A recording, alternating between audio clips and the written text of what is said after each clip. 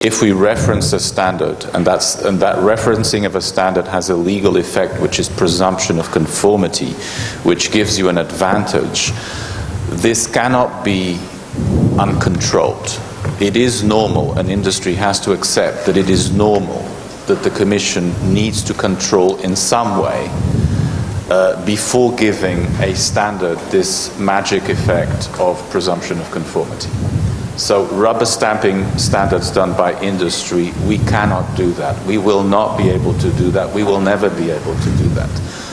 But, I mean, what I think we can give industry, and we should try and give industry, is that we should be reasonable in our requests, in the sense that that there should be a margin of flexibility for the way that industry does its standards, and our control should not kill the hen that lays the golden eggs.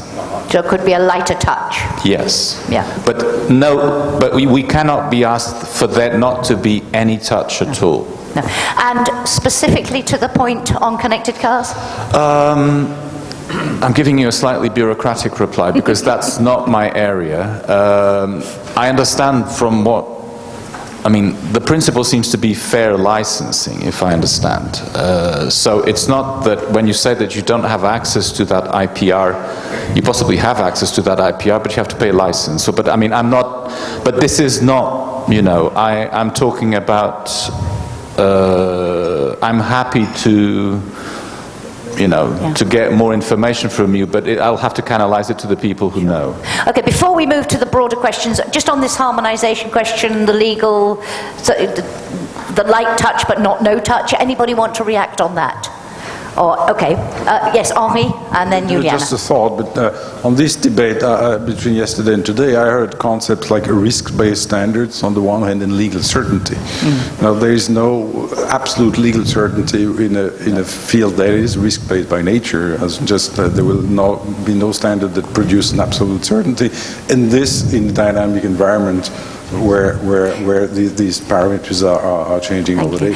So I think the notion of legal certainty has to be kept at a certain degree of abstraction, also to be durable. Otherwise, the legal certainty that lasts just for a couple of months is of no value either. Christoph, a quick one, and then I'll bring Juliana in. Christoph just was dying to respond, I think. Technology is evolving quicker than ever. Yeah. And as you said, I mean, legal certainty is an abstract level. Yeah. And I mean, and control is the opposite of trust. If we want to speed up the whole process, we want to have a certain level of control, but everything based on trust in order to cope up with the speed. I mean, we need a different level of cooperation. Otherwise, we end up in the situation that we have now, that we slow down the whole process, which makes us less competitive on the international scale. Come back to that in a moment because I want to talk about the future of the joint initiative. But Juliana. Yes, just to reply to to somebody who says about the standardization competing regulation. It will never substitute regulation. Standardization is a different model, is a collaborative model to fashion order in a transparent and collaborative way. Thank you very much. On this, there was a specific question before I moved to the broader question of inclusiveness, participation, so on, but there was a question about certification schemes. Can you just quickly, Christoph, respond to that? I mean, if I understand the question right, it's about this vision of what we call machine executable standards, which will break down the standards into the relevant pieces that should be identified for SMEs, for certifications. I mean, we discussed yesterday a lot about this kind of cybersecurity framework, which is quite flexible. It has a lot of thousands of elements, and the hard thing is to identify the right elements that are relevant for a certain application area. Today, I mean, as I said in the beginning, you have a standard with 150 pages, you read it from page 1 to page 150, you implement everything in the document, then you are fine. That is not how the future standards are going to work, because the documents will be more and more complex. There's more and more kind of interrelation between sectors, horizontal standards, which would require, I mean, that you need 20 standards, 150 pages, and find the single page in every standard that is relevant for you. And that goes beyond standard development. It's the standard developers, and that's what Sen and Senelec is doing, is creating a different type of documents with a certain structure.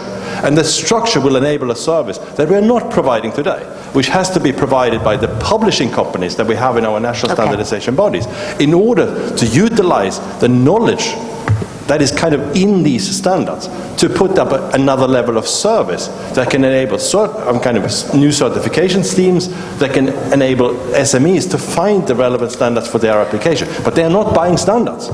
They're accessing information that are distributed amongst many standards. And to have the technical infrastructure available to do that, that is a huge project that we do in conjunction with digital transformation within the standardization community. Okay. It's a big effort, but it will change the things completely. Okay. Peter, you talked at the beginning about the need for more transparency, even more participativeness. That's not a word, is it? Participatoriness? No, I can't even speak my own language anymore. Participation, increased participation. What do we concretely need to do? And the same question to you, Veronique, in terms of helping SMEs to become more involved in the process. So we have the two sides, it's the development and then the take-up and the accessibility of what comes out of it. But in the development phase, what more would you like to see done in the next cycle? Actually, what we need is and that is what we're working since, as I said already, 3, 4, 5 years. We increased the awareness among our members, and what I would like to have is a more intensified participation of our member organization on the national level. That is absolutely important, and when we did it in several countries now, and I was taking part in a lot of these seminars, and sometimes it was a complete surprise that there was no cooperation at all between the national trade union centers and the national standardization organization. So in a way we were initiating it, and that is what we need much more. And how can policymakers, they have through the joint initiative tried to support this process, but what more can they do to support this process? For example, in countries where we have a functioning social dialogue, one should include that on the working program in the social dialogue. One should include that as part of the social dialogue. That is where social partners and quite often the business community is represented, and even employers association is represented. Yeah, I know. Veronique is looking doubtful. Yeah, it's difficult, but when I speak about a more democratic, transparent and participatory approach, yeah, that means then really have it integrated as part of the social dialogue, and then we can really work on these reservation. Let's say I put it. Let's say reservation and sometimes fear our members have when it's about standardization. You only can overcome it when you active part in it. Okay. Veronique, what do we need to do, and how can policymakers support this process best? Same question to you, Juliana, from a national standardization body perspective. Then I'd like to talk about the future of the joint initiative, and we'll try and draw some conclusions. But well, I think I follow Peter partly. We've been doing a lot of work at the European level the past few years, also along with our national organizations, members of small business standards, trying to close the gap between the European level, taking the people, because you can discuss participation of SMEs in the standardization process, but you need to get them out of the member states into that European process, and making sure that they get aware is a joint and a cooperative action from small business standards with SME organizations across Europe, making sure that we can reach SMEs. And I think that indeed also there's still work to be done. We've been working within small business standards to identify good practices of national standardization bodies in informing and including SMEs in the work, but I think that there is still work to be done, and that's certainly an element to be taken up. thank you. Juliana, your thoughts on this and how the European level can support the national level in this? Well, I see communication in standardization very important. And here best practices at European level that could reflect ultimately at national level are very important. And communication is not like we are doing communication now. We have to find some attractive way in which to communicate about standards and standardization, and therefore ultimately attract people, stakeholders into standardization. Okay. Yeah. maybe additionally, because I think standardization will never be the sexy topic to be discussed. On the other hand, I think... Sorry guys. Some people in the room think it's sexy. It's not something you will be discussing at a bar, I think, but nevertheless.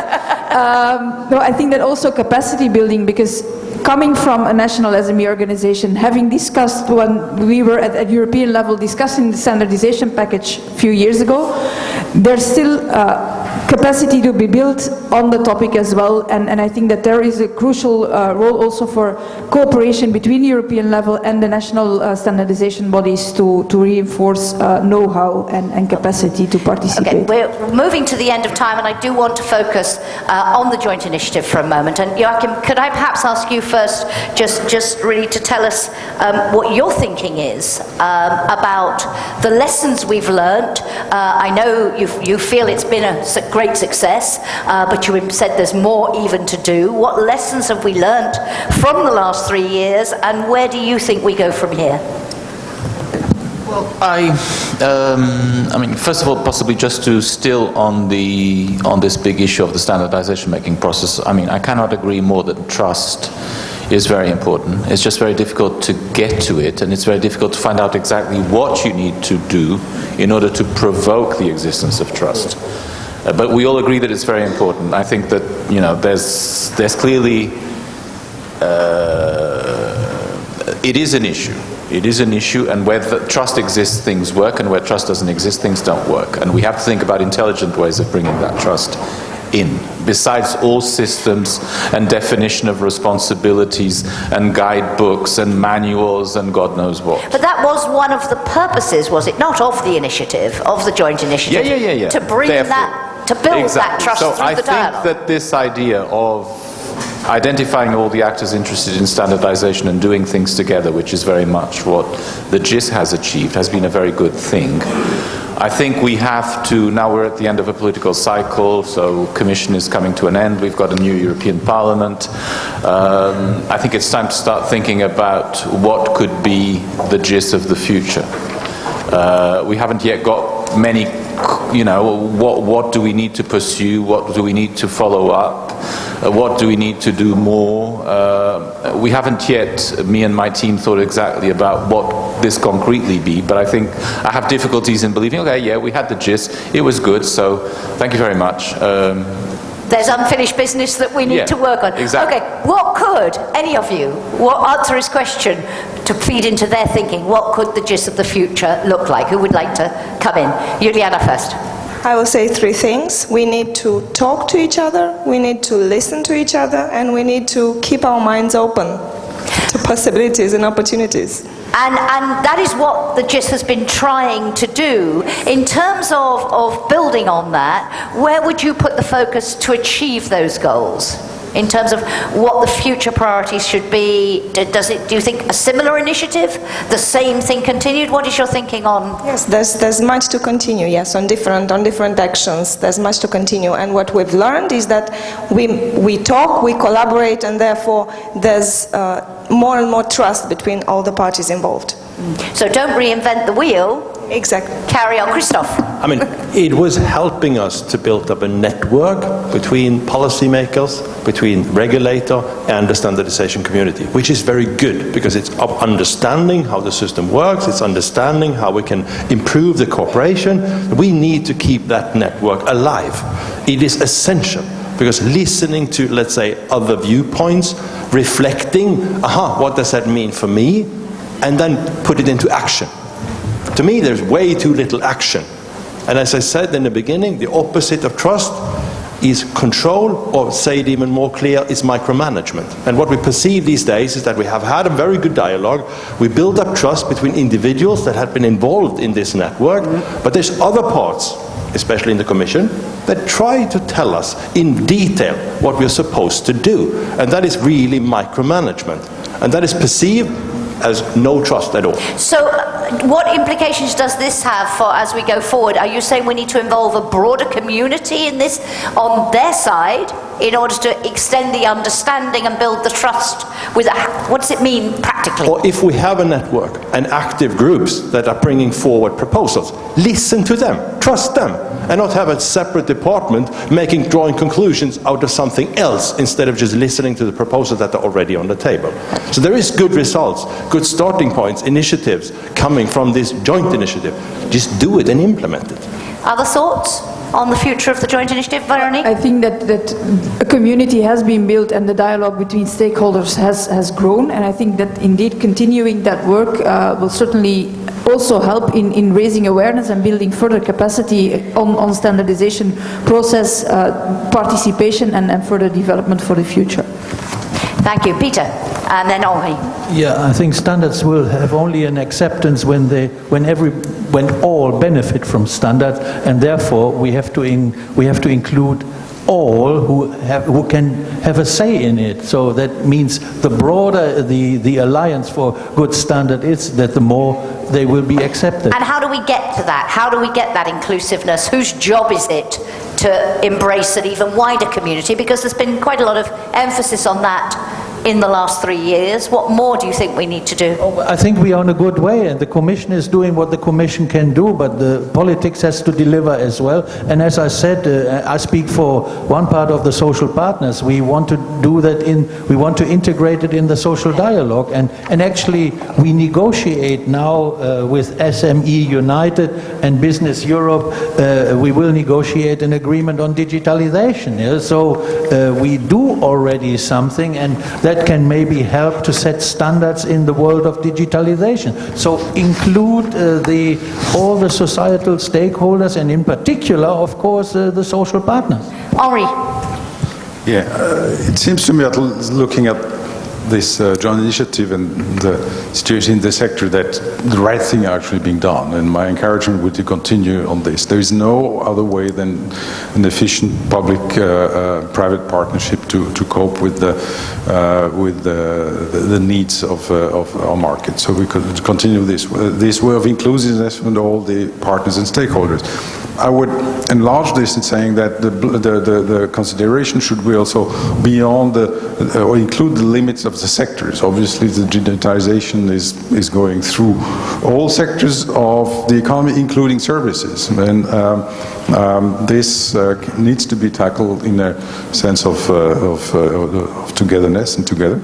And last point that's very important for my members, it kind of bridges into the next panel, but this needs to go beyond the European perspective. Yeah. Our members are heavy exporters worldwide. We need this standardization to help us in the globally. Again, the digital world is a global world, so we need that even more than before to be anchored at the global level. So for you, and that really brings us into my final question before we move on, and I'm going to start at this end, Peter, as I started at that end with the first question. Of all the things we've discussed, if you had to identify one thing, and it can be one thing policymakers need to do, Joachim needs to do, it can be one thing Christoph and Juliana need to do as standardizers, or it can be one thing that other policymakers need to do, or you, in order to ensure that the role of standards in advancing and deepening the single market, really we exploit it to the full, we adapt to this changing situation, what for you would be the key priority and who's it for? Same question to you all. You ask me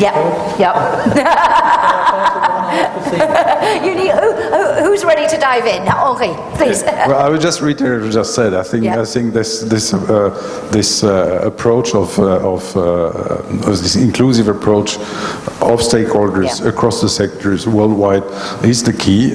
I am impressed by this standardization community as a terribly committed crowd of people engaging in one common objective. It's about the protection of workers, the protection of consumers. It's about being competitive. It's about being flexible. And this is complex, and there's no other way again to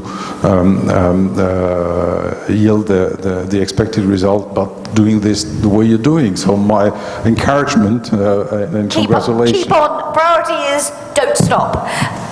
ready, Peter, or shall I keep going? Yep. Yeah, it's simple. What I said before.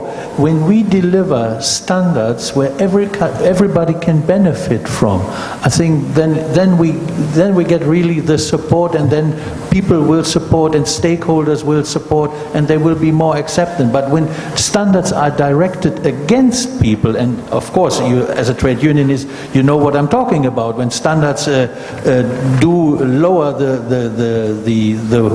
working conditions or worsening the working conditions, they will not be accepted. Then everybody will say, then we have to fight for laws and for better laws, and we have to address it to the politics, and they have to change it. So what I want is good standards where everybody, the business community, the consumers and the workers benefit from. Okay, thank you. Veronique.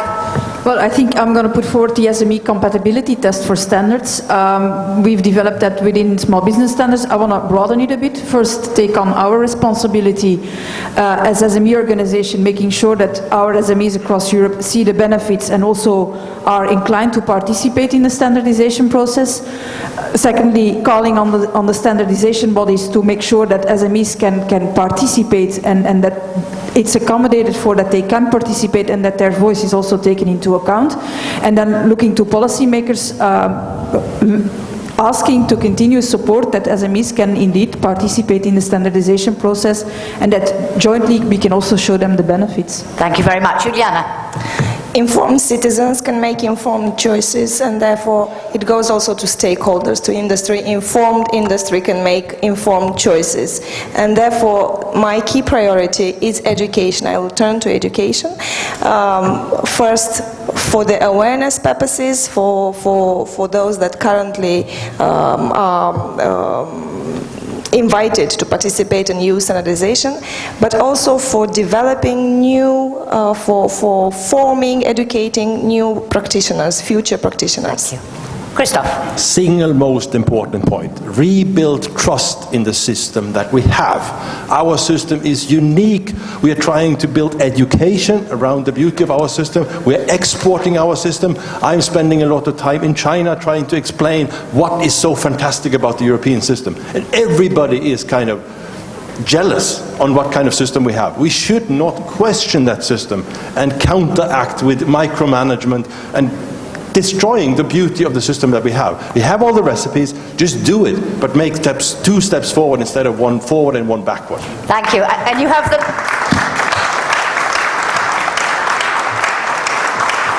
last word, Joachim. I would invite both industry and the Commission sectoral services to invest a lot on PR and on better upstream coordination in the fabrication of standards. I think if we get that right, we'll solve the problem. It's difficult. And on that note, ladies and gentlemen, that upbeat and optimistic note, will you join me in thanking our panel very much indeed. Thank you to you all.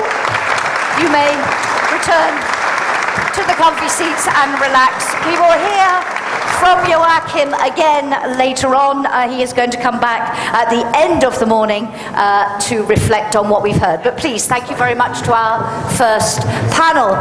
So we heard there about the challenges and opportunities within the single market. We now want to turn our attention to that global context, because all of our panelists have underlined the importance. I think the word Joachim used was a strong European impulse, how important it is that Europe is a leader in this area. And Christoph said everyone is jealous of our system. Ladies and gentlemen, we're not taking a break. Could I ask you, ladies and gentlemen, we are not taking a break, so if you need to go, please do, but otherwise, could you take your seats? Thank you very much indeed. Because we're now, as I say, going to move to that global context, and in order, we're going to start with a presentation just to give us some context for what we're going to talk about, to hear from somewhere else in the world. We're going to hear about what China is doing, and then we will discuss it with our panel. So if you are ready, we're putting up the nameplates for the panel that follows, but I don't want the panelists to join us yet, because first we want to hear the presentation. And we're going to hear from Tim Rulig, who is Research Fellow with the Europe and Asia Programme at the Swedish Institute of International Affairs, who, as I say, is going to give us a brief presentation on China, and then I will invite the panel up. So we'll hear from him first, and then I'll bring you up afterwards, gentlemen. I know you're ready and eager, but let's hear from Tim first. Thank you very much. That's great. Thank you so much. Tim, over to you. That's fine. Thank you. Thank you. That's great. Okay. Thank you very much. Okay, ladies and gentlemen, if I could have your attention. Tim, over to you.